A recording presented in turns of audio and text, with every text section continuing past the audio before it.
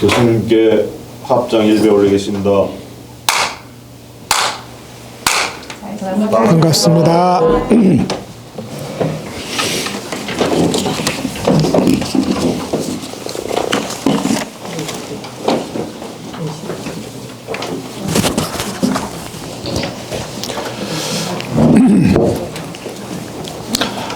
예, 반갑습니다. 보니까 오늘 공부하고 2주가 남았더라고요. 그 2주 사이에 이걸 32장까지 다 할 수 있을지에 대해서는 조금 걱정입니다만 최선을 다해서 하여간 금강경의 이치에 대해서 얘기해보는 그런 시간을 갖도록 하겠습니다. 오늘은 이제 이색 이상분이라고 소명태자가 과분을 한 장의 제목을 다룬 내용에 대해서 이제 함께 살펴보도록 하겠습니다. 이색의 색은 색성향미 촉법할 때 혹은 색 수상행식 할 때의 색입니다. 그러니까 이제 실제로 이제 색은 우리가 오온으로 계산해 보면 색은 물질로서 구성된 요소들, 이게 색이고 수상행식은 정신적 요소잖아요. 그러니까 이제 육신을 가지고 나타난 부처님이 있었어요.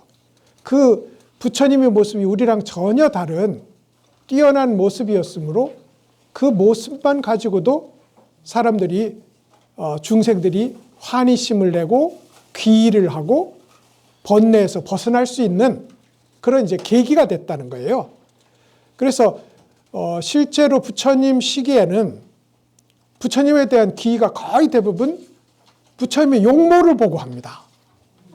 안한존자도 부처님의 용모를 보고 저렇게 될 거면 나도 출가하겠다 이렇게 했고, 실제로 많은 부처님에게 귀의하는 장면은 모두 부처님의 자금색, 그러니까 이제 실제로 부처님이 저렇게 완전히 노랗지는 않았고요. 자금색이니까 발그스레한 금색이었어요.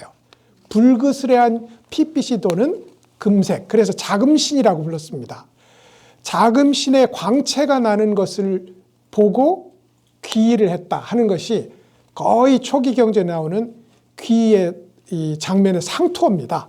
그러니까 부처님 시기에 부처님에 대한 존중, 이건 굉장히 막강했다 이런 거죠. 막강했다. 그러니까 심지어 아라한과 똑같이 부처님도 아라한인데 부처님의 차이는 뭐냐? 아라한은 30 이상 80종호를 갖추지 못했다. 이런 이유를 들기도 합니다. 그러니까 이제 부처님 몸은 극히 중요한 귀의 대상이었는데 이게 이제 초기 불교에서 대승불교로 넘어오면서 부처님에 대한 생각이 바뀝니다. 그게 뭐냐면 그때 가비라국의 태자로 태어나서 29살에 출가를 해서 34살인가요? 성도를 하고 그리고 이제 49년간 설법을 하고 그리고 이제 돌아가셨던 그 석가모니 부처님 말고 말이죠. 그 생과 사, 태어남과 죽음까지도 관통하는 본질적 부처님이라는 것을 설정을 해요. 그리고 이게 초기 불교에 아예 없었던 것은 아닙니다. 그런데도 이제 초기 불교의 가르침들은 모두 부처님의 연기법에 중심을 두고 있었고 존경 역시 부처님 그 이에 대한 존경으로. 근데 이제 이게 점점점 대승불교로 넘어가면서 부처님을 있게 한 바탕으로서의 부처에 대한 관심이 깊어지게 됩니다. 이게 법신이에요. 그래서 육체적으로 나타났던 부처님을 색신불이라고 부르기도 하고 부모님에서 났다는 뜻에서 생신불 이렇게 부르기도 하고 또 육체를 가지고 존재했다는 뜻에서 육신불 이렇게도 부릅니다. 이것에 비해서 그 부처를 있게 한 본질 바탕으로서의 부처님을 법신불이라고 부르게 됐습니다. 이게 초기에 이제 두 부처님으로 나누어서 부처를 이해해요. 부처를 이해. 초기에는 부처님 살아계셨던 부처님 존재를 이렇게 따르고 존경했는데 이게 사람의 기억력에 망각이라는 힘이 강하거든요. 돌아가시고 나니까 한 얼마까지는 우리가 기억이 생생해.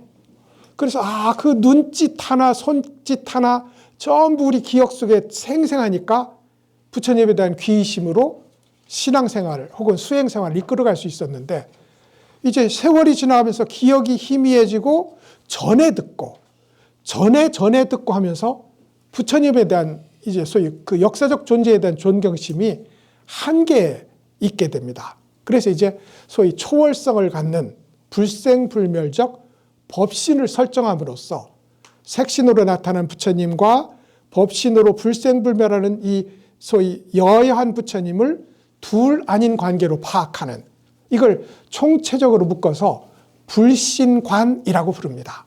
불신관.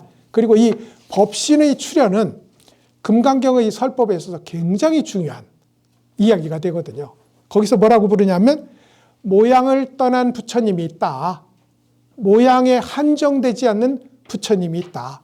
그러므로 모양에 갇혀서 보지 말고 모양을 떠나서 보면 항상 여여하게 지금 나타나 있는 부처를 볼 수 있다. 그러므로 이색해야 된다.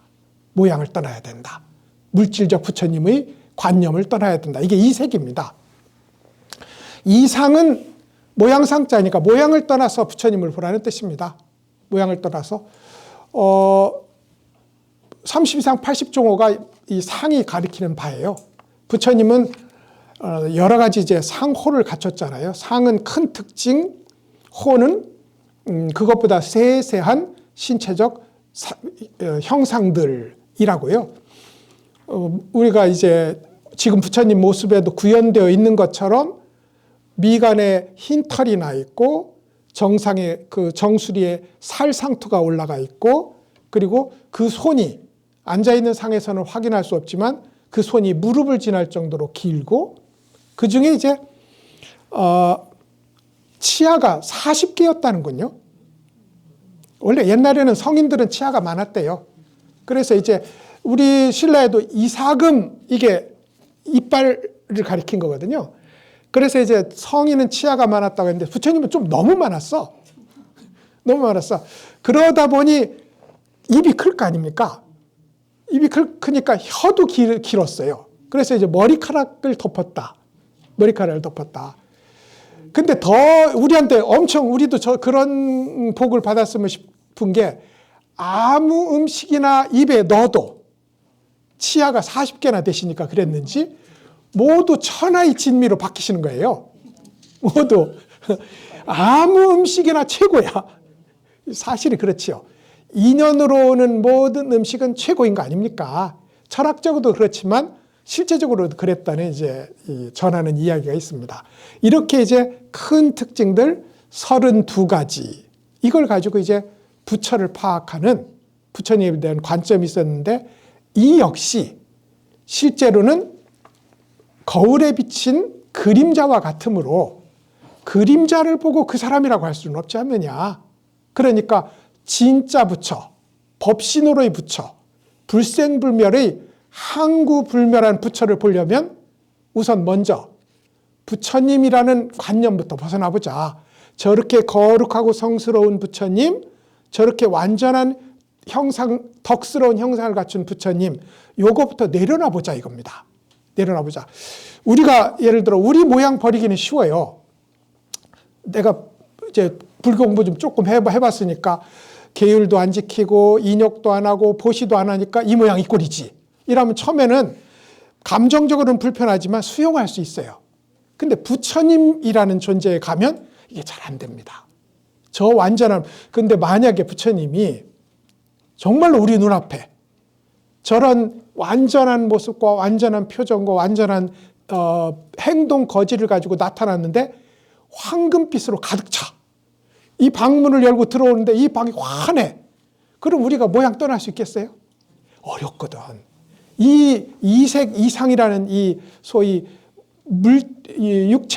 육체를 떠나고 모양을 떠나서 부처를 보라 하는 이게 실제로는 아주 큰 숙제에 해당한다는 이제 그런 말씀이 되겠습니다.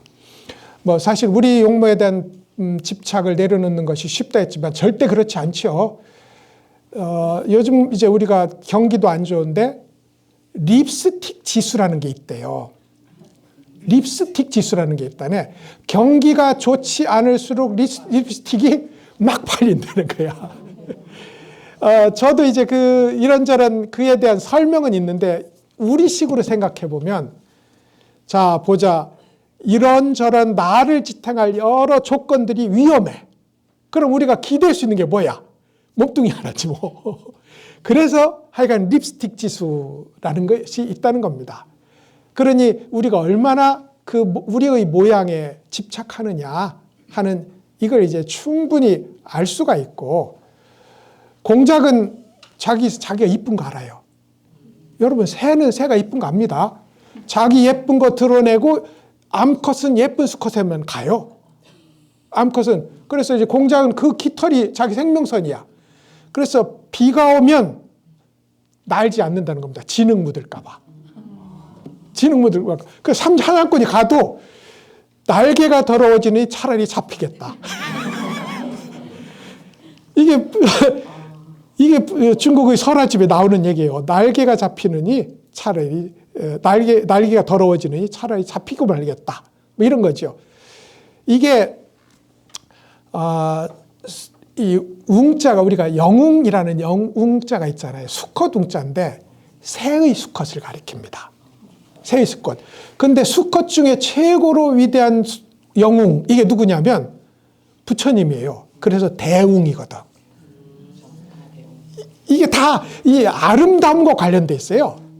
근데 이제 처음에는 육체적, 형상적 아름다움에서 점차적으로 대웅은 정신적, 본질적 아름다움으로 건너가는 이 교리의 발전이 있어요. 이걸 우리는 총체적으로 해서 법신관, 불신관이라고 이제 부르게 된다는 겁니다. 그래서 이제 한번 읽어보시고 또 이야기를 해볼까요? 수보리여, 어떻게 생각합니까? 부처님을 완전한 모양으로서의 몸으로 볼 수 있겠습니까? 세존이시여, 열애는 완전한 모양으로서의 몸으로 보아서는 안 됩니다. 왜 그런가 하면 열애가 말씀하신 완전한 모양으로서의 몸은 완전한 모양으로서의 몸이 아닙니다. 그 이름을 완전한 모양으로서의 몸이라 하는 것입니다. 역시나 금강경의 변증법, 완전한 몸이라 하는 것, 이게 정, 몸이 아닙니다. 반, 그 이름이 완전한 몸입니다. 이것이 합. 이래서 소위 반야 변증법이라는 것이 나온 이제 혀가 꼬이는 구절이기도 합니다. 부처님이 수보리에게 물었잖아요. 보통 이제 부처님 설법이나 모든 교육은 배우는 사람이 질문을 해야 좋아요. 무슨 말씀인지 알죠? 배우는 사람이 질문하면 이미 교육은 반 이상이 성취되어 있다. 그런 의미에서 부처님의 초기 설법은 거의 10중 8구, 한문으로는 당기, 설법을 듣는 최적임자가 있어요. 설법 듣는 최적임자가 질문을 하면 그에 대한 답변을 하는 방식으로 이제 이루어집니다. 근데 그게 이제 석가모니 부처님도 그 훌륭한 법을 전하는데 급하겠죠. 마음이 급하시면 자문자설하십니다. 스스로 질문하고 스스로 답변을 해요. 교육 효과로서는 아무래도 직접 묻는 거에 비해서 조금 덜 하겠죠. 이거는 이제 스스로 질문을 올리고 스스로 답변을 하는 방식으로 이루어져 있습니다. 어떻게 생각합니까? 한번 생각해 보시지요. 우리도 있잖아요. 교수일 때도 학생일 때도 누가 질문하는 사람 이제 앉아 있는데 좀 적극적인 교수나 교육자는 질문을 하거든요. 누구 일어나서 대답해봐. 이러면 그건 교수가 그 사람 사랑한다는 거야. 근데 그 학생은 우리 교수가 나 학대해요. 죽을 맛이지. 그래가지고 나중에 엄마한테 이릅니다. 그러면 엄마가 가서 왜 우리 아들만 이제 죽어라 질문을 하느냐. 우리도 처음에는 정말로 그 학생이 좋아서 하다가 한참 지나서 그게 학대인 줄 알았어요. 그 학대. 근데 이제 실제로 교육은 그 사람이 최소한 질문할 수 있는 입장이 됐을 때만 교육이 일어납니다. 말하자면 스스로를 가지고 연주할 태세가 돼 있어. 조율이 돼 있다 이 말입니다. 그럼 부처님이 가서 연주만 해주면 돼. 그런데 질문이 없으면 조율도 안 돼 있어요. 아무리 가서 두드려도 연주가 안 돼.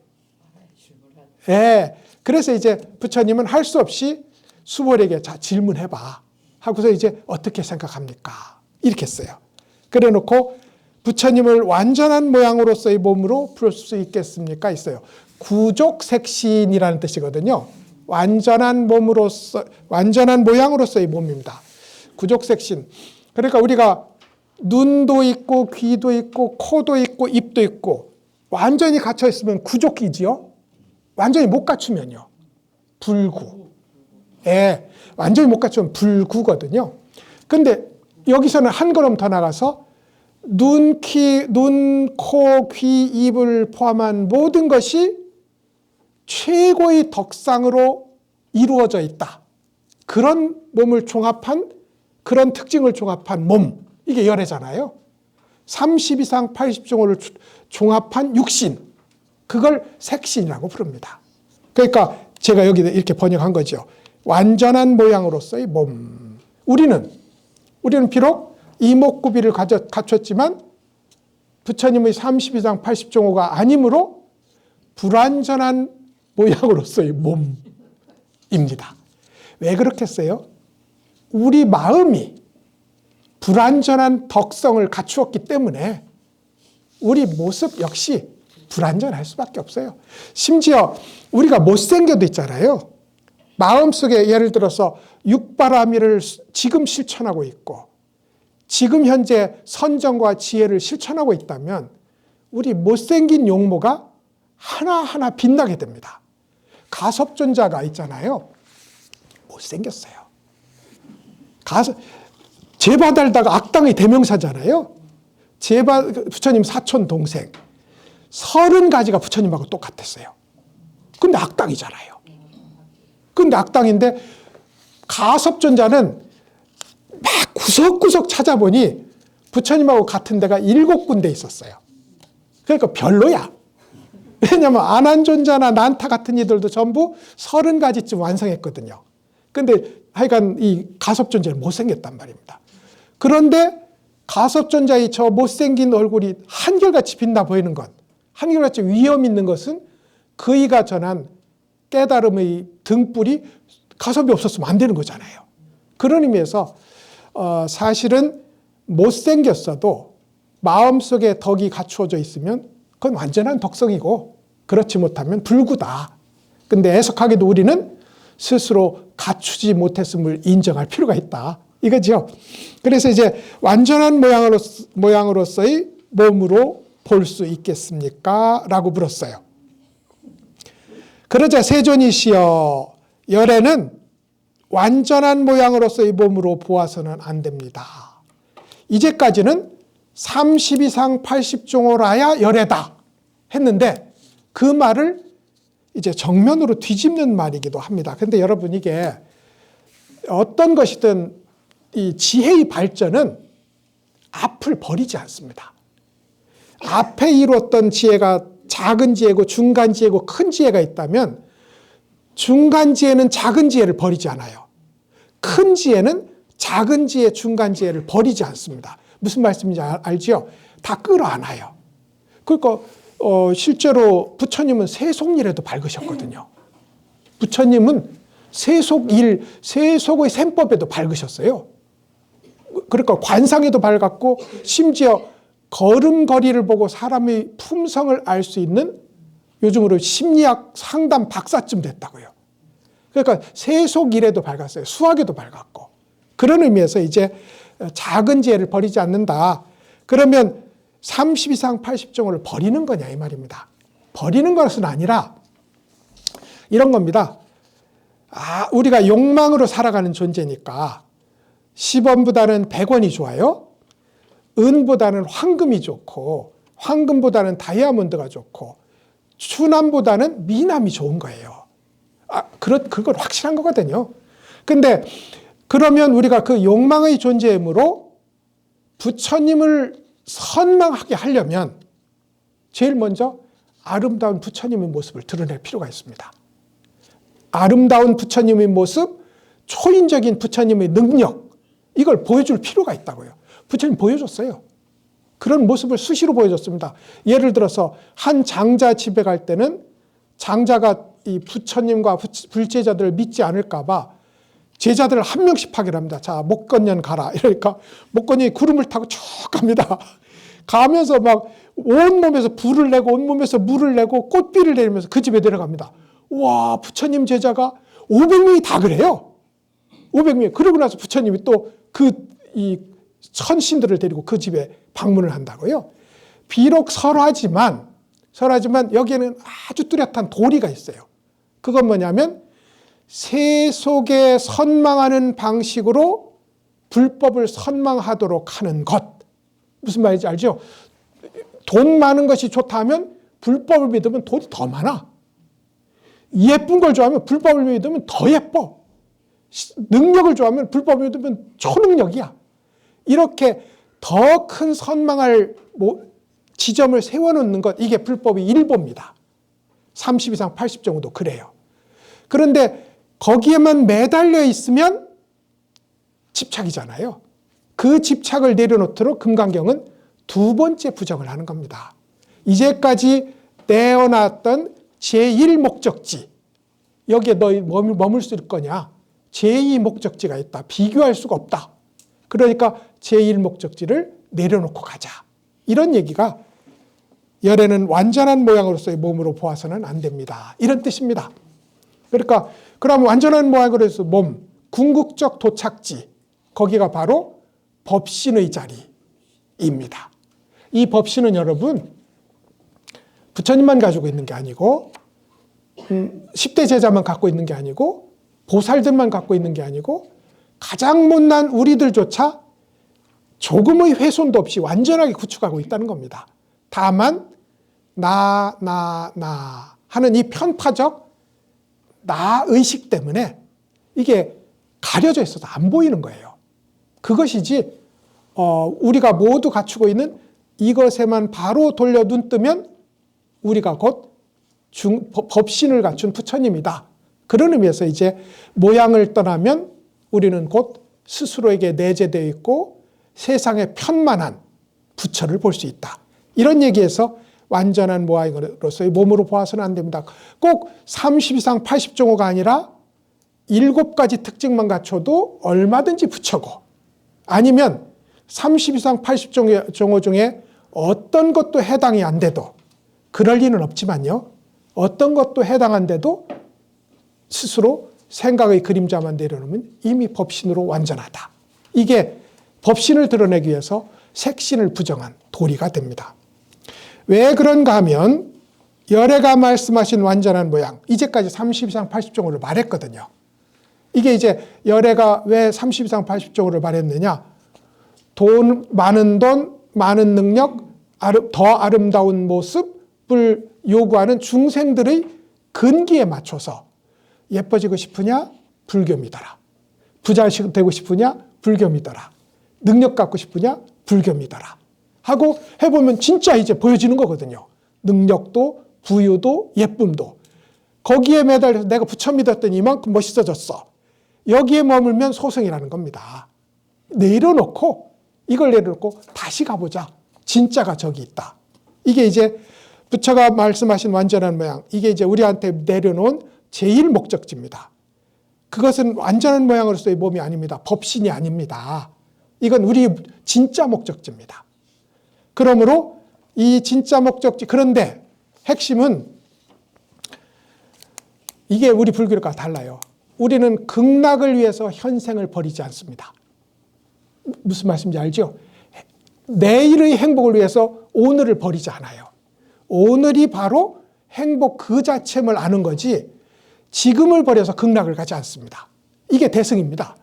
그러면 지금이 바로 극락인데 내 마음이 청정해지고 내 마음에 구름이 번뇌가 사라지면 지금 여기가 곧 극락 정토라는 겁니다. 그런 의미에서 육신으로서의 이 몸과 육신을 벗어난 법신으로서의 부처님이 둘이 아니다. 이걸 이야기하기 위해서 그 이름을 완전한 모양으로서의 몸이라고 하는 겁니다. 이랬어요. 이게 이제 정반합. 완전한 모양은 본질적으로 보자면 완전한 모양이 아닙니다. 30 이상은 완전한 모양입니다. 그렇지만 30 이상 아니고는 법신이 드러날 방법은 없습니다. 이게 이 3단 변증법의 구성입니다. 어느 경우나 그렇습니다. 이렇게 이제 보시면 될 거라고 이제 보시는 거죠. 참 이런 이야기는 굉장히 많이 있어요. 예를 들어서 육조 스님이 5조 홍인 스님을 뵈러 갔는데 거기가 이제 중국 지금은 광주 땅이거든요. 광주 저쪽은 사람들이 작아요. 월남 쪽 계통이라 작아. 작은 종족에 이제 육조 스님은 속했던 거죠. 북쪽으로 가니 북쪽은 훤칠하고 시원하거든요. 시원하거든. 그래서 너같이 작은 남쪽 오랑캐가 어떻게 부처가 될 수 있겠느냐 하니까 몸은 오랑캐 몸이지만 불성은 이 소위 스님과 다르지 않습니다. 한 이야기를 육조가 했다는 거예요. 근데 이제 선종사의 이 얘기는 무수히 전해요. 안한 스님의 스승이 누구예요? 부처님이잖아요. 근데 실제 계보상 스승은 가섭입니다. 예, 가섭존자로부터 등불이 안한에게 가거든요. 그러니까 안한존자의 제자가 상나화수라는 이가 있었고 상나화수라는 이의 제자에 우바국다라는 이가 있었어요. 3조 상나화수가 이제 법을 물려줘야 되는데 우바국다라는 17살 소년이 찾아옵니다. 그래서 몇 살인고? 그러니까 17입니다. 엄청 똑똑한 거죠. 17입니다. 그러니까 네 몸이 17인가 아니면 네 성품이 본성이 17인가. 그러니까 이 우바국다가 원래 똑똑한 사람은 스승을 좀 잡아먹거든요. 스승을 보면서 스님은 머리가 희신데 머리가 흰 겁니까? 아니면 마음이 흰 겁니까? 하고 물었어요. 그러니까 나는 머리가 흰 거지 마음이 안 희지. 그러니까 그러면 저도 이 몸이 17이지 나의 본 성품이 17살인 것은 아닙니다. 이랬다는 거예요. 여기도 똑같이 모양으로서의 신체적 특징으로서의 이것과 그것의 둘은 불가분이긴 해요. 이거 없으면 부처도 없거든요. 색신이 없으면 법신도 없어요. 그렇지만 그 둘이 혼동될 필요는 없다. 분명히 법신의 불생불멸한 이 항구불멸한 작용은 있는 것이다. 우바국다는 이 점을 이제 들어서 이야기를 이제 한 겁니다.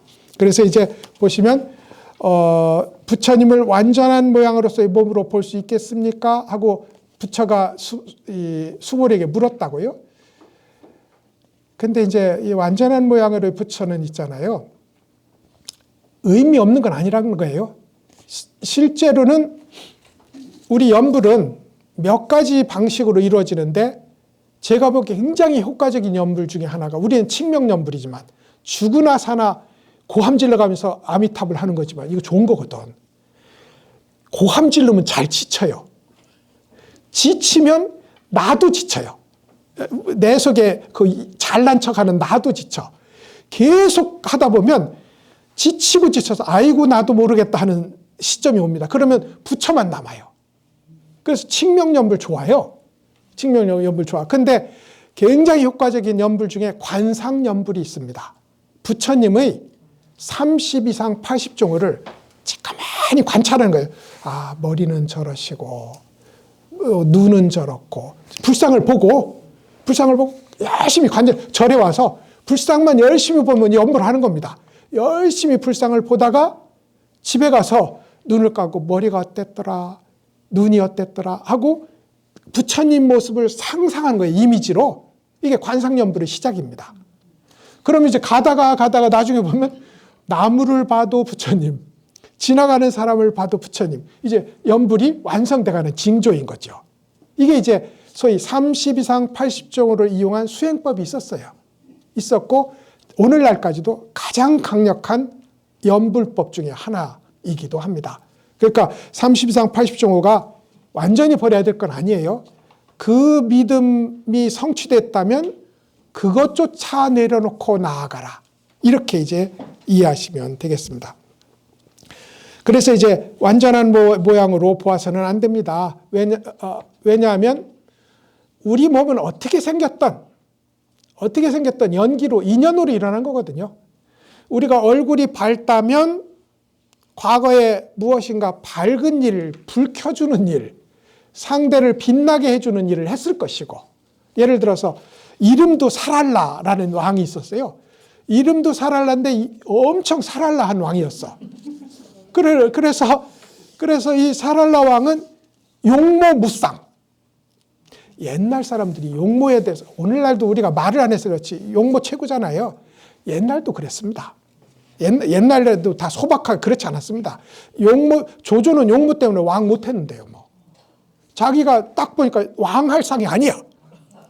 그래서 왕 안 했어요. 이미 왕이었는데. 조조가 그랬거든. 그러니까 그 정도로 용모에 대해서는 굉장히 중요했습니다. 그래서 훌륭한 사람들인데 1번이 몸이었어요. 1번이 몸이었는데 조조는 아니었다 이거죠. 아니었는데 이 사랄라 왕은 사랄라 하셔가지고 용모무쌍이었어요. 그래가지고 자부심이 이웃나라 왕이 뭐라고 해봤자 아이고 나보다 못생긴 거. 세상에 아무나 봐도 나보다 못생긴 거야. 그래가지고 이 세속 사람들 중에 나보다 잘생긴 사람을 못 봤는데 어느 날 쭉 가다 보니까 가전년이라는 이가 있는데 부처님 제자. 가만히 보니까 어라? 하나부터 열까지 나보다 잘났어. 그래가지고 이제 어떻게 된 일입니까? 하니까 이제 앉아라. 내가 알려주지. 이러고는 서름 이렇게 이야기합니다. 내가 옛날에 이제 수행승이었을 때 당신은 거린이었어요. 거린이었는데 와서 이제 걸식을 나한테 원하길래, 거린들은 스님들한테 달라고 할 수 있거든요. 스님들은 제가불자들한테 걸식을 하지만 이 걸식을 다 먹지 않아요. 병자한테 나눠주고 일 있는 사람한테 나눠주고, 그리고 빈병 거린, 가난한 사람, 병자, 더 거지들에게 이 음식을 또 쪼개서 나눠줬거든요. 그 이제 음식을 좀 주십시오. 그러니까 가전년이 그때 마침 마당을 청소하고 있었어. 깨끗이 청소하고 있었는데 잠깐 기다려다 줄 테니. 그리고 나서 인도야 옛날이나 지금이나 더러웠겠죠. 그죠? 그러니까 더러운 물건이 막 쌓인 거야. 나무만 쌓인 게 아닙니다. 더러운 물건이 쌓이니까 자, 요 오물을 갖다가 네가 버려라. 이래가지고 이 거린이 요 오물을 이렇게 갖다 버린 거예요. 그 오물을 수행자들이 공부하는 도량의 그 기원장사였거든요. 그 오물을 이렇게 버린 그 공덕으로 샤랄라 하게 됐고, 샤랄라하게 됐다는 거예요. 그러니까 우리가 받은 어떤 용모도 우리 엄마는 왜 나를 이 모양 이 꼴로 낳았어 이러시면 안 되는 겁니다. 왜냐하면 내가 다 만들었다. 이거 지금도 증명할 수 있어요. 지금도 열흘만 미운 생각해 보십시오. 얼굴이 푸릇푸릇하고 독이 올라옵니다. 예, 그건 뭐 말할 것도 없거든요. 그 누구한테 그러면 전생에 한 걸 말입니다. 그런 의미에서 이제 32상 80종호는 분명히 전생에 심은 인연으로 금생에 얻은 열매가 되는 거예요. 근데 여러분, 그건 굉장히 귀한 거지만 인연으로 심은 열매잖아요. 연기라고. 인연으로 이루어진 열매니까 이렇게 기대서 존재하는 소위 연기적 존재이지 얘가 본질은 아니에요. 공하다 이 말입니다. 그런 의미에서 여기서 완전한 모양의 몸이라고 할 수 없습니다. 왜냐하면 인연 따라 일어난 몸이니까요. 인연 따라 일어난 몸이니까. 그래서 열의 본체가 아니다. 그렇지만 그렇다고 이 몸을 우리가 완전히 허무하고 없는 것이라고 하면 그건 거짓이다. 왜냐하면 엄연히 이렇게 이런저런 인연으로 지수화풍의 화합으로 이렇게 이루어진 이 존재는 현실 속의 연기적 존재로 살아가잖아요. 그것을 가리켜서 시명, 이것을 가리켜 구족색신이라고 이름한다. 이렇게 이제 이름을 했습니다. 여하튼 이 이야기는 이제 처음부터 끝까지 나오는 것인데 무엇이라는 것은 이건 이제 우리한테 부처님이 말한 것들입니다. 32상 80종호, 부처, 안욕따라 삼맥삼보리 이런 법은 우리에게 알려주려고 한 법은 본질로서의 법은 아니다. 왜냐하면 본질은 그렇게 일어나고 사라지는 것이 아니니까. 그렇지만 분명히 부처의 법은 그것을 통해서 나타나 있다. 심영. 이래서 무엇은 즉비, 본질적으로는 아니지만 심영, 실제로 연기적으로 그것은 존재하고 있다. 이렇게 이제 이야기하는 것이 지금 여기에 나왔던 완전한 모양으로서의 부처에 대한 이야기입니다. 자, 그래서 이제 그 다음 구절 읽어보시지요. 수보리여 어떻게 생각합니까? 열애를 특징적 모습을 갖춘 볼 수 있겠습니까? 열애는 특징적 모습을 가도 갖춘 것으로 볼 수 없습니다. 왜 그런가 하면 열애가 말씀하신 특징적 모습을 모두 갖추었다는 것은 특징적 모습을 모두 갖춘 것이 아닙니다. 그 이름을 특징적 모습을 모두 갖추었다고 말합니다. 예, 아무리 한글로 풀어 쓴다 해도 풀어 쓸수록 더 입이 꼬이는 소위 무엇은 무엇이 아니라 그 이름이 무엇입니다. 이것은 아주 분명한 도리라는 거예요. 내가 이제까지 말한 그것은 이 말입니다. 그것은 본질을 따로 갖추지 않은 것이다. 그래서 아니다라고 했고, 그렇지만 연기적으로 지금 이렇게 분명히 드러나서 본래 모습을 증명하고 있다. 그런 의미에서 이제 그 이름을 무엇이라고 한다. 이런 소위 불교 반야의 변증법이 이 언어 표현의 핵심이다 이겁니다. 열애를 특징적 모습을 모두 갖춘 것으로 볼 수 있겠다. 특징적 모습은 30이상 80종호라는 거죠. 30이상 80종호를 제가 오늘 만든 말인데요. 부처님은 오지 않는다. 우리가 가야지. 이게 제가 만든 말입니다. 부처님은 우리에게 오지 않는다. 우리가 부처님에게 가야 한다.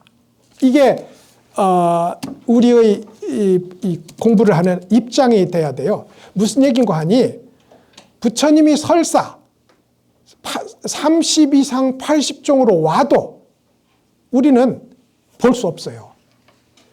아는 만큼 보이는 거거든. 우리가 공부하고 내려오는 만큼 보이는 거지. 지금은 우리는 뭐냐면 거울은 거울이에요. 근데 아무것도 못 비춰. 뭐가 오기만 하면 나오는 건 나야. 그러니까 아무것도 못 비춰요. 지금 우리는 거울은 거울이 맞아.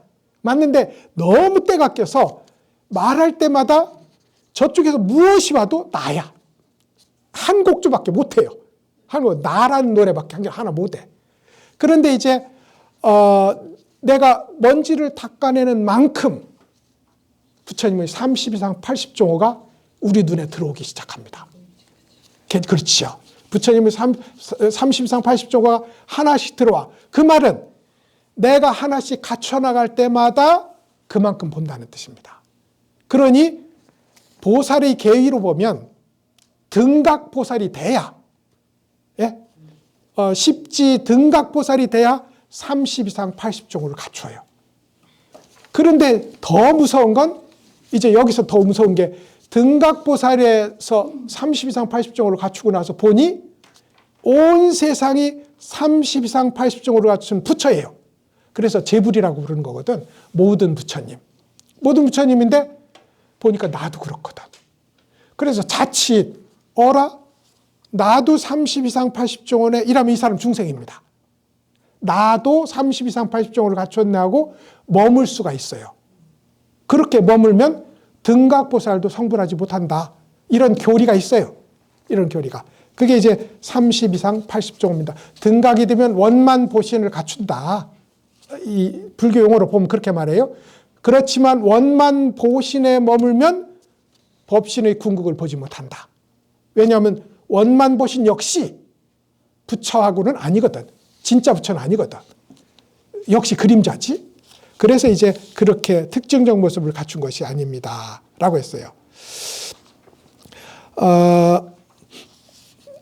이게 저울인데 말이죠.